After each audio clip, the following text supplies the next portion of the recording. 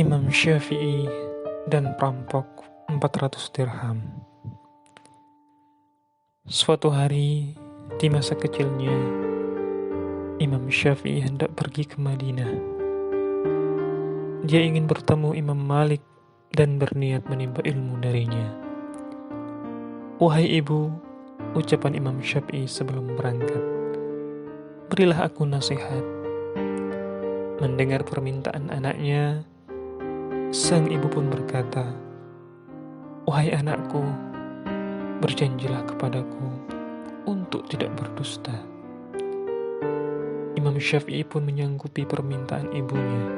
Ia berkata, "Aku berjanji pada Allah, lalu kepadamu, untuk tidak berdusta." Lalu beliau menaiki tunggangan dan pergi bersama rombongan. Imam Syafi'i dibekali uang 400 dirham.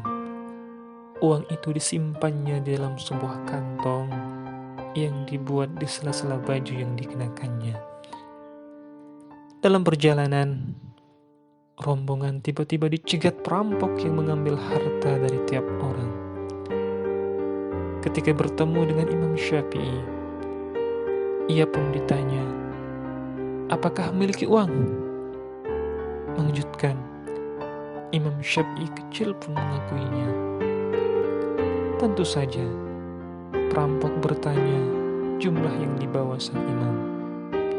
Dan lagi-lagi, Syafi'i kecil mengakui bahwa ia membawa 400 dirham. "Pergilah sana," ucap perampok. "Apakah mungkin orang seperti kamu membawa uang sebanyak 400 dirham?" Maka duduklah Imam Syafi'i dengan tenang, sedang para perampok terus menjarah harta orang-orang. Hampir selesai, pimpinan perampok bertanya, "Apakah seluruh harta rombongan telah diambil semua?" Para perampok mengiyakan. "Apakah kalian tidak meninggalkan seorang pun?" tanya sang pemimpin lagi. "Tidak," kata anak buahnya, "kecuali seorang anak kecil yang mengaku telah membawa uang sebanyak 400 dirham. Namun, anak tersebut gila atau hanya mengolok-olok kita, sehingga kami pun menyuruhnya pergi." Pemimpin rampok berkata, "Bawa anak itu kemari." Imam Syafi'i dibawa ke hadapan pemimpin perampok. Maka sekali lagi ia ditanya soal uang yang dibawanya. Dan tentu saja Imam Syafi'i kecil lagi-lagi mengakuinya. Pun ketika ditanya jumlahnya, beliau tak sungkan menyebut kembali 400 dirham yang diberikan ibunya. "Di mana uang itu?" tanya pemimpin rampok penasaran.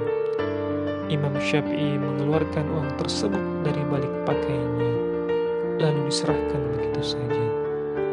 Tertegun dengan perilaku anak kecil di hadapannya, pemimpin rampok menuang-nuang uang di pangkuannya, seraya memandangi Imam Syafi'i kecil. Dia sungguh tak mengerti. "Kenapa kamu jujur kepadaku ketika aku tadi bertanya kepadamu? Dan kamu tidak berdusta kepadaku, padahal kamu tahu bahwa uangmu akan hilang?" Syafi'i kecil pun menjawab, "Aku berkata jujur kepadamu karena aku telah berjanji kepada ibuku untuk tidak berdusta kepada siapapun." Sang pemimpin rampok berhenti memainkan uang di tangannya. Terdiam seketika, ada sesuatu menyelusup di hatinya, sesuatu yang selama ini belum hadir dan kini menggerakkannya. "Ambillah uangmu," ujar pemimpin rampok. "Kamu takut mengkhianati janjimu kepada ibumu, sedangkan aku tidak takut berkhianat kepada janji Allah Subhanahu wa Ta'ala. Pergilah, wahai anak kecil, dalam keadaan aman dan tenang, karena aku telah bertaubat kepada Zat yang maha menerima taubat lagi maha penyayang melalui kedua tanganmu.